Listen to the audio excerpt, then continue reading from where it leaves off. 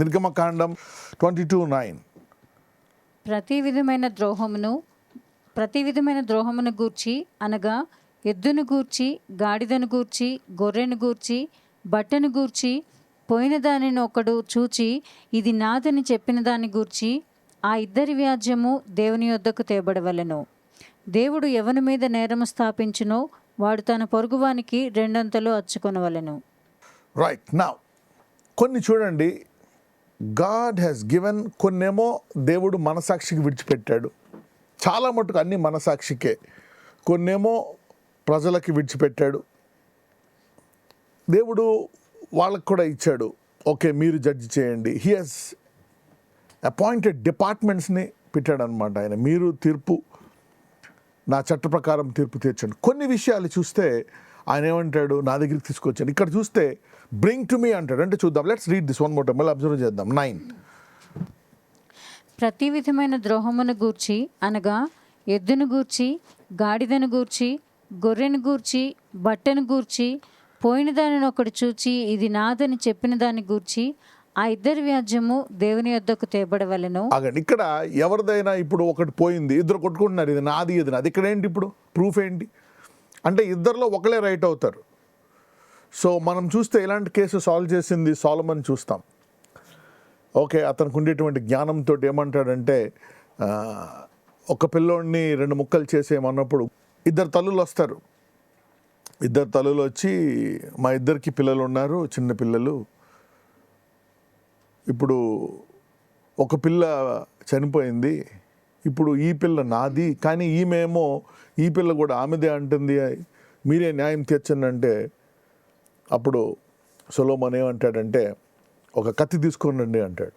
తీసుకొని వచ్చి ఆ బిడ్డను 2 ముక్కలు చేయండి, చెరుకో సగం మీద చేయండి అంటే, ఒక తల్లి ఉంటుందంటే అవును చేయండి అంటే, ఇంకొక తల్లి వద్దు చేయొద్దు, ఆమెకే ఇచ్చేసే ఈ బిడ్డను అంటుంది. అప్పుడు సొలొమోన్ జ్ఞానం కలిగి ఇదిగో ఈమె అసలైన తల్లి అని జడ్జ్ చేస్తాడు అనమాట. Okay, that's God given wisdom.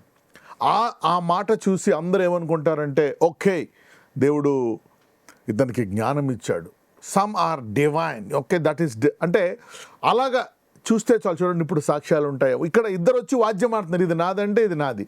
So ఇదేం చేయాలా, నా దగ్గరికి తీసుకురమ్మంటున్నాడు. అంటే ఏంటి, God still want to talk.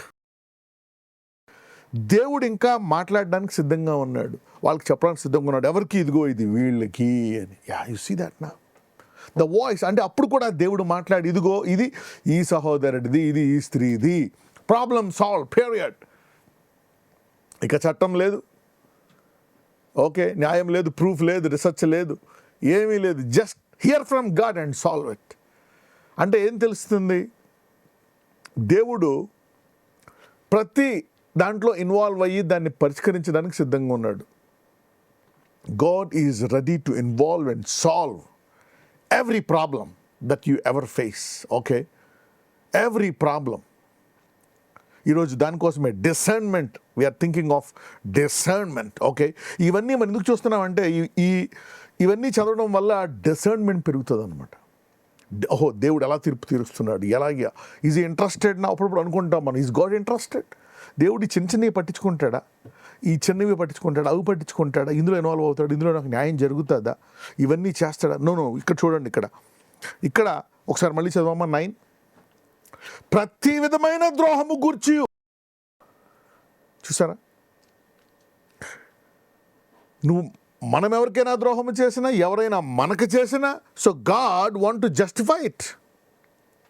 దేవుడు అందులో ఇన్వాల్వ్ అవ్వాలని కోరుకుంటున్నాడు. అందుకనే ఒక్కొక్కసారి ఈ డిసర్న్మెంట్ వల్ల ఏం తెలుస్తుందంటే, అవతలోళ్ళు కూడా ఒకవేళ మనల్ని మోసం చేశారనుకోండి, ఓకే, అది కప్పెట్టేసామనుకోండి, ఆ దొంగకి ఎన్ని పోయాయంటే 2 పోయాయి, డబుల్ ఫోల్డ్. ఓకే, తెలియకపోతే ఒకవేళ దొంగ దొరికితే 7 రెట్లు చెల్లించాలంట లా ప్రకారం. అంటే అతనికి తెలియదు, 2 సార్లు పోయాయి. What happen? అలాగని దొంగతనము చేస్తేనే పోవాలని లేదు, ప్రతిదాన్ని జనరలైజ్ చేయకూడదు. గుర్తుందా? ఒకటి పట్టుకొని హోల్ యూనివర్సల్ లాగా చేయకూడదు. You cannot tell that this is universal law, everybody should follow it. No. Okay, అది మళ్ళా దేవుడు ఒకవేళ నువ్వు కోల్పోయి, ఒకవేళ నీది కాదు, ఒకవేళ నువ్వు అన్యాయం జరిగింది, నువ్వు కోల్పోయావు అనుకో, సపోజ్ ఆ వ్యక్తి మీద నువ్వు ఇబ్బంది పెట్టాలా, కొట్టాలా, ఏదో ఒకటి చేయాలనుకో దేవుడు, అప్పుడు నువ్వు దేవుని వద్దకు వెళ్ళావు అనుకో, దేవుడు ఏం చెప్తాడు? వదిలేసే అంటాడు. ఎందుకు ప్రభువా? మరి నాకు తీసుకున్నాడు కదా అంటే, అప్పుడు దేవుడు ఏమంటాడు? నీకు అన్యాయం జరిగింది కదా, వాడికి 2 రెట్లు పోతుంది, నీకు నేను 2 రెట్లు తిరిగిస్తాను అంటాడు. God is involve. వాడు కొట్టేస్తే ప్రభువా నువ్వు ఇవ్వడం ఏంటి? ఇస్తాడు. నేను వాడి దగ్గర వసూలు చేస్తా. నో. చూసారా, ఇలాగన్నారు వాళ్ళు. ఇలాగ చూస్తే మనకి జీవితాంతం పోరాటాలే మొదలవుతాయి. All our life will be fight. ఎవరో ఒకరు ఏదో ఒకటి అంటూ ఉంటారు, ఒక మాట, ఎవరో ఒకరు ఏదో ఒక అన్యాయం చేస్తారు, ఎవరో ఒకరు ఏదో ఒకటి కొట్టేస్తూ ఉంటారు. Okay, all your life there will be problems, there will be problems, there will be problems. So దేవుడు ఏం చెప్తున్నాడు? నీకేమైనా రావాలన్నా ఓకే, వచ్చిందా నా దగ్గర ఎంక్వైరీ చేయి, ఏదన్నా పోయిందా నా దగ్గర ఎంక్వైరీ చేయి, ఎవరైనా ఏమన్నా అన్నారో నా దగ్గర ఎంక్వైరీ చేయి. సో అవమానం కలిగిందా, నేను ఘనతనిస్తాను. చూడండి, then it's God who judges like that. దీనివల్ల యుద్ధాలు చాలా తగ్గిపోతాయి. God is involved in that. చూడండి, ఒకసారి ఒక ఎగ్జాంపుల్కి వెళ్దాం. లెట్స్ గో టు, ఇదంత ఈజీ కాదండి. This is not that easy to go to God. ఒక్కొక్కసారి నీకు 50 సంవత్సరాలు కూడా పట్టొచ్చు. ఒక్కొక్కసారి జీవిత కాలంలో ఒక 3 తరాలు ఇది నెరవేరకపోవచ్చు. Okay, it's not that easy. It's not that easy. ఎందుకంటే ఇది చెప్పిన తర్వాత ఫస్ట్ టైం మనము విల్ ఫైట్ అగైన్.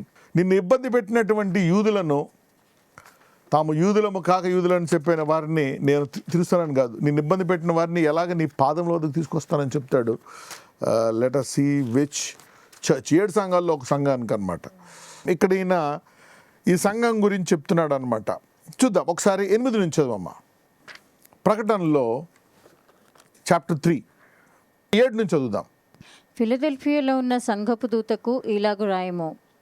దావీదు తాళపు చెవి కలిగి ఎవడునూ వేయలేకుండా తీయువాడును, ఎవడునూ తీయలేకుండా వేయువాడునైన సత్యస్వరూపియగు పరిశుద్ధుడు చెప్పు సంగతులేవనగా, నీ క్రియలను నేను ఎరుగుదును, నీకున్న శక్తి కొంచెమై ఉండినను నీవు నా వాక్యమును గైకొని నా నామమును ఎరుగననలేదు.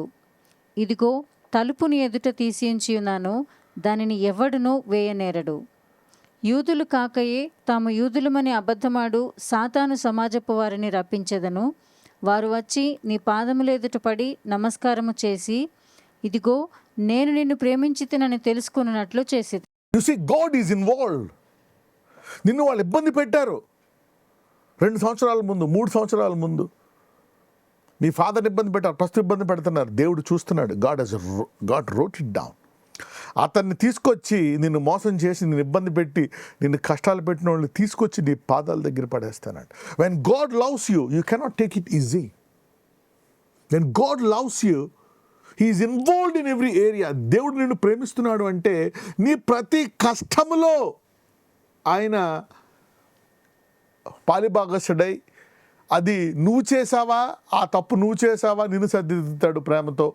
అది వేరే వాళ్ళు చేశారా, వాళ్ళని మార్చమంటాడు, అంటే వాళ్ళని మారుస్తాడు. ఒక్కొక్కసారి వాళ్ళని నీ సహోదరులు అనుకోండి, ఓకే, వాళ్ళు నీ సహోదరులు అనుకోండి, వాళ్ళకి పశ్చాత్తాపం కలిగజేస్తాడు. వాళ్ళు పశ్చాత్తాపడాల, వాళ్ళ హృదయంతో వాళ్ళు సారీ చెప్పాలా. అప్పుడు దేవుడు నేనేమంటాడు? వాళ్ళని క్షమించే అంటాడు. You see that. If it's your wife or kids or relatives, God will say, okay, all right, forgive him, respect him, give back the honor. క్షమించే, నేను అతన్ని మారుస్తాను. ఆ మార్పు ఎలాగుంటుందో మనకు తెలియదు. ఆ మార్పు శిక్షతో కూడి ఉండొచ్చు, ఇబ్బందితో కూడి ఉండొచ్చు. ఆ మార్పు ఒకవేళ తన సహోదరులు ఒకేసారి దేవునికి ఇష్టమైన వాళ్ళు మారలేదనుకోండి, you don't know how God changes them. దానివల్ల వాళ్ళకి అంటే అది మారితే ఓకే, ఆ కష్టం పోతుంది, తర్వాత వాళ్ళు బ్లెస్ అవుతారు. లేదంటే then God has his own methods to deal. వాళ్ళతో ఎలా డీల్ చేయాలో దేవుడికి తెలుసు. ఇక్కడ దేవుడు ప్రేమిస్తున్నాడు కాబట్టి వారినంట పాదాల దగ్గర తెచ్చి పడేస్తాడంట. చూడండి, వారు వచ్చి నీ పాదముల ఎదుట పడి నమస్కారము చేసి, ఇదిగో నేను ప్రేమించితనని తెలుసుకున్నట్లు. ఒక్కొక్కసారి నీ శత్రువుని నువ్వేమనకుండా దేవుడి మీద భారం వేసావనుకోండి, ఓకే, వాళ్ళు నిన్ను దేవుడు ప్రేమిస్తున్నాడు, నీ తరపున వాద్యం ఆడుతున్నాడని తెలుసుకొని భయపడతారంట. ఇజ్రాయేలీల్ని మరి దేవుడు తీసుకెళ్తున్నప్పుడు చుట్టుపక్కల దేశాలందరూ వీళ్ళెవరు బానిసలు, వీళ్ళు బానిసలు మరి వెళ్ళిపోతున్నప్పుడు అందరూ చూసి భయపడతారంట వీళ్ళని చూసి. అయ్యి బాబు ఇజ్రాయేల్ వీళ్ళు బానిసలు, పొద్దున్న లేస్తే పాపం వాళ్ళ పరిస్థితి ఏంది, మాకు వాళ్ళ మోసేయండి, మాకు మన్నా లేదు, మాకు అది లేదు, మాకు ఇది లేదని చెప్పి వాళ్ళు ఎప్పుడు ఆ పూట కూడా చూసుకునే బానిసలు. ఓకే, కానీ వారిని చూసి ఈ గొప్ప గొప్ప దేశాలు భయపడుతున్నారు. ఎందుకు? వారు దేవుని ప్రేమించారో లేదనేది వేరే సంగతి, కానీ దేవుడు వారిని ప్రేమించాడు. God loves them. దేవుడు ప్రేమించాడు కనుక వాళ్ళందరూ భయపడారు. అందుకే మనం చూస్తే బిలాము బలాకు ఇద్దరు ఏం చేయలేక ఆ ప్రవక్తని నువ్వు కనీసం శపించవయ్యా అంటాడు. సో జనాలకు తెలుసు how to tap in to the natural and super natural. Okay, మనం అనుకోవచ్చు వాళ్ళు కూడా వాళ్ళ ఆత్మీయ శక్తుల్లోకి వాళ్ళు కూడా వెళ్ళి ప్రయత్నిస్తారు అన్ని రకాలుగా చేద్దామని. ఓకే, సో మీరు ఓపిక పట్టి మీరు అనుకోవచ్చు నేను బలహీనుడిని, నేను చేతగానివాడిని అయిపోయాను, నాకు డబ్బు లేదు, నాకు అధికారం లేదు, నాకు పవర్ లేదు. Okay, you don't need to worry if you have God. ఇప్పుడు నీకు దేవుడు ఉన్నాడా, నెమ్మదిగా డీల్ చేసి నేను ప్రేమిస్తున్నానని వారిని తీసుకొచ్చి నీ పాద దగ్గర పడేస్తాడు. లేకపోతే నిన్ను హెచ్చించి వాళ్ళు చూచి దేవుడే తను హెచ్చించాడు అని వాళ్ళు ఒప్పుకునేటట్టు చేస్తారంట. God is on behalf of you. So you know, అందుకే ఇక్కడ ప్రతి విధమైన దాంట్లో దేవుడు ఇన్వాల్వ్ అవుతాడు. Again read verse 9. ప్రతి విధమైన ద్రోహమును గూర్చి అనగా ఎద్దును గూర్చి, గాడిదను గూర్చి, గొర్రెను గూర్చి, బట్టను గూర్చి, పోయిన దానిని ఒకడు చూసి. చూడండి, బట్టను గూర్చి. ఒకవేళ నీ బట్టలు దాచేసారా, నీ బట్టలు ఎత్తుకెళ్ళిపోయారా, you know, even though anything happens in any way regarding for all manner of trespass, whether it be ox, ass, sheep, raiment, for any manner of lost thing which another challengeth to be his, the cause of both parties shall come before the judges, and whom the judges shall condemn, he shall pay double unto his neighbor. Yeah, carry on. పోయిన దానిని ఒకడు చూచి ఇది నాదని చెప్పిన దాని గూర్చి ఆ ఇద్దరి వ్యాజ్యము దేవుని యొద్దకు తేబడవలెను. దేవుడు ఎవని మీద నేరము స్థాపించునో వాడు తన పొరుగువానికి రెండంతలు అచ్చుకొనవలెను. ఒకడు గాడిదనైనను. అంటే ఏంటి? ఇప్పుడు నువ్వు నిజంగా తీర్పు తీరుస్తున్నావు అంటే there is an anointing, the Lord will come on the judges. దేవుడు ఆ యొక్క న్యాయాధిపతుల మీదకి వచ్చి you know he will talk to them, he will tell them, okay నువ్వు ఇది చేసావు, ఇంకా అంతే అయిపోయింది. Come on, carry on. ఒకడు గాడిదనైనను, ఎద్దునైనను, గొర్రెనైనను, మరి ఏ జంతువునైనను కాపాడుటకు తన పొరుగువానికి అప్పగించిన మీదట అది చచ్చినను హాని పొందినను ఎవడునూ చూడకుండా తోలుకొని పోబడినను వాడు తన పొరుగువాని సొమ్మును తీసుకొనలేదు అనుటకు యెహోవా ప్రమాణము వారిద్దరి మధ్య ఉండవలెను. సొత్తుదారుడు ఆ ప్రమాణమును అంగీకరింపవలెను, ఆ నష్టమును అచ్చుకొననక్కర్లేదు. చూసారా, ఇది ఇంకా dangerous. You know what God is telling here? Okay, let's go to verse 10. ఒకసారి చూద్దాం. If any man deliver unto his neighbor an ass, an ox, or sheep, or any beast, it die, no man seeing it. Okay. 11. Then shall an oath of the Lord be between them both. Oath of the Lord. వాడు తన పొరుగు వారిని సొమ్ము తీసుకొని లేదని యెహోవా ప్రమాణము వారిద్దరి మధ్య ఉండవలెను. అంటే దేవుడు ఏం చెప్తున్నాడు? దేవుడు ఏం చెప్తున్నాడు ఇక్కడ? No judgement, no case, nothing. Let the oath of God, నేను తీసుకోలేదని దేవుడి మీద నువ్వు అక్కడ ఏదో దేని మీద ప్రమాణం చేయి. In the name of God I didn't take it. Okay, కానీ ఇక్కడ యువతలకి ఏమైంది? యువతలోకి తెలుసు హీ టుక్ ఇట్, అతను తీసుకున్నాడు. అదేంటది? మళ్ళీ అలా ప్రమాణం చేశాడు నేను తీసుకోలేదని. మనం చాలాసార్లు అనుకుంటాం గాడ్ ప్రామిస్, మదర్ ప్రామిస్ అంటే కరెక్ట్ అని. అస్తమానం కరెక్ట్ ఏం కాదు. కొంతమందికి వాళ్ళకి ఏంటంటే ఇది చాలా ఈజీ అయిపోద్ది అనమాట, అలాగంటే తప్పించుకోవచ్చు అనుకుంటారు. They think that okay oath అనేది ఏం పని చేయదు, మాటే కదా నాకు నేను దొరికేసాను అనుకుంటారు. నో, ఇక్కడ ఏంటంటే దిస్ ఈజ్ మోర్ డేంజరస్. నువ్వు రెడ్ హ్యాండెడ్గా దొరికిపోయి పట్టుకొని శిక్ష వేస్తేనే మంచిది. ఇది చాలా డేంజరస్. ఓకే, ఇదేంటంటే దేవుడు ఇన్వాల్వ్ అయ్యాడు అనుకోండి, ఇట్ ఈజ్ అగైన్ డేంజరస్. మీరు చూసారా ఇవన్నీ కూడా నౌ ఇఫ్ యూ సీ, మీరు చూస్తే ఈ 19th chapter, okay 20, this is only ఇవన్నీ ఏంటి? This is how you live. నువ్వెలా బతుకుతావు, how you will live for yourself, for others, how you will treat others. చూసారా, మొత్తం ఈ అధ్యాయాలన్నీ చూస్తే మనం ఇతరులను ఎలా ట్రీట్ చేస్తామనే దాన్ని బట్టి ఉంటుంది అనమాట. God is interested in how you talk, how you think about others. వాళ్ళ మీద ఎలా ఆలోచిస్తున్నావు, వాళ్ళ గురించి వాళ్ళని ఎలా ట్రీట్ చేస్తున్నావు. వాడు సర్వెంటే కదా, నా పనోడే కదా. దేవుడు చెప్తున్నాడు పనోడిని కూడా ఇలా చేయకూడదు. పనోడు వాడి కోసం నన్ను ఇబ్బంది పెడతావా? ఎస్, నేను ఇంతే కదా కొట్టేశాను వాడి దగ్గర, ఏదో అబద్ధం ఆడాను, నేను ఇన్వాల్వ్ అయ్యా అందులో. You see that now this is not about God and you. మనం అంతా దేవునికి ఏం చేయాలా? No worship, no prayer, no gifts, no anointing in this. How you treat. ఇక్కడ ఓత్ పెట్టాడంటే దిస్ ఓత్ అంటే దేవుడు కూడా అతను ఒకవేళ ఎవరికి చేయకపోయినా దేవుడు గాడ్ విల్ పనిష్ హిమ్. చాలామందికి తెలియదు, హీ డజంట్ నో. రేపు పొద్దున అతనికి ఏదైనా కష్టం వచ్చిందనుకోండి, అతను ఏం చేస్తాడు? మళ్ళా దేవుడి దగ్గరికి వెళ్తాడు, వేరే దగ్గరికి వెళ్ళి ప్రార్థన చేయండి, విడిపించండి అంటాడు. కానీ ఈ కష్టానికి కారణం అతను తప్పు ప్రమాణం చేశాడు అనేది మర్చిపోతాడు.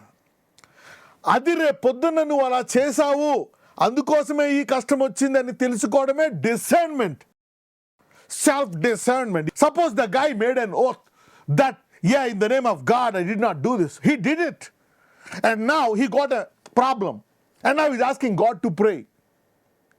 సరే, ద అనాయింటింగ్ వల్ల ఏమవుతుంది? యోక్ బ్రేక్ అయిపోతుంది. అక్కడ మళ్ళీ ఇంటికి వెళ్ళిపోతాడు. ఇంటికి వెళ్ళిపోతే మళ్ళీ యోక్ మళ్ళీ వచ్చేస్తుంది. అతనికి అర్థం కాదు. రిపెంటెన్స్, పశ్చాత్తాపడాలి. ఓకే, అతను పశ్చాత్తాపడి తిరిగి ఇచ్చేసాడు అనుకోండి, అతను తీసేసుకున్న గొర్రె గాడిద అతని మీద వెంటనే తొలగిపోతుంది. లేదంటే ఏదో ఒక రీతిగా అతనికి 2 గొర్రెలో 2 గాడిదలో పోవాలి. ఒకవేళ అతను సేవకుడి దగ్గరికి వెళ్ళలేదనుకోండి, అక్కడే ఉన్నాడు అనుకోండి, ప్రతి సంవత్సరం 2 గాడిదలు పడుతూ ఉంటాయి ఆయనకలాగా. యూనో, పశ్చాత్తాపడే వరకు వాడికి అర్థం కాదు ఎందుకు పోతున్నాయి 2 గాడిదలని. ప్రతి సంవత్సరం ఎవరో ఒకరితో గొడవ. Discernment, self discern. దీని ద్వారా you can purify yourself, your mind, your soul, your spirit. ఇది ఇతరులను ప్యూరిఫై చేయడానికి కాదు. This is not prophecy. To know about our own life and purify our self. ఎందుకంటే ఇలా తెలుసుకుంటేనే మనం చాలా విషయాలు చేయము, లేకపోతే చేసింది చేస్తూ ఉంటాం. ఇలా తెలుసుకున్నా కూడా చాలాసార్లు చేసే అవకాశం ఉంది. తెలుసుకున్నప్పుడు ఏదో ఒక రోజు నువ్వు దాని గురించి ప్రార్థించి నీలో మార్పు కావాలని చూసి you will stop that problem and pain. Right, చూద్దాం, చదవమ్మా. అది నిజముగా వాని యొద్ద నుండి దొంగిలిబడిన ఎడల సొత్తుదారునికి ఆ నష్టమును అచ్చుకొనవలెను. అది నిజముగా చీల్చబడిన ఎడల వాడు సాక్ష్యము కొరకు దాని తేవలను, చీల్చబడిన దాని నష్టమును అచ్చుకొననక్కరలేదు. ఓకే, ఒకవేళ నువ్వు ఎవరి దగ్గర తీసి 2 గొర్రెలు నీ దగ్గర పెట్టాడు, అది ఎవరో ఒకరు చంపేశారు అనుకోండి, ఆ చంపేసి తీసుకొస్తే ఓకే, వదిలేసాయి. అలాగనమాట. You know, God will judge. ఒకడు తన పొరుగువాని యొద్ద దేనినైనను బదులు తీసుకొని పోగా దాని యజమానుడు దాని యొద్ద లేనప్పుడు అది హాని పొందినను చచ్చినను దాని నష్టమును అచ్చుకొనవలెను. దాని యజమానుడు దానితో ఉండిన ఎడల దాని నష్టమును అచ్చుకొననక్కర్లేదు. అది అద్దెదైన ఎడల అది దాని అద్దెకు వచ్చెను. ఒకడు ప్రదానము చేయబడని ఒక కన్యకను మరలుకొల్పి ఆమెతో శయనించిన ఎడల ఆమె నిమిత్తము ఓలి ఇచ్చి ఆమెను పెండ్లి చేసుకొనవలెను. ఆమె తండ్రి ఆమెను వానికి ఇయ్యనొల్లని ఎడల వాడు కన్యకల ఓలి చొప్పున సొమ్ము చెల్లింపవలెను. శకునము చెప్పు దానిని. And if a man entice a maid that is not betrothed and lie with her, he shall surely endow her to be his wife. అంటే ఇక్కడ చూడండి, టెంప్టేషన్ ఈజ్ డేంజరస్. అయితే ప్రేయర్ ఏంటి మనం చూసాం కొత్త నిబంధనలో. యేసుప్రభువు వారు చెప్తారు, pray that you enter not into temptation. ఈరోజు మీరు అనేకులు ఇవన్నిటి బంధకాల నుంచి బయటకు వచ్చేస్తున్నారు. Discernment will make you come out of all things, will be broken. చూసారా, దేవుడు జీవం ఇవ్వడానికి రాలేదంట, సమృద్ధి గల జీవం. చూసారా, not just blessing, abundant blessing. ఈరోజు చాలామంది మహిమ నుంచి అధిక మహిమకి వెళ్ళారు. You are shifted from glory to glory.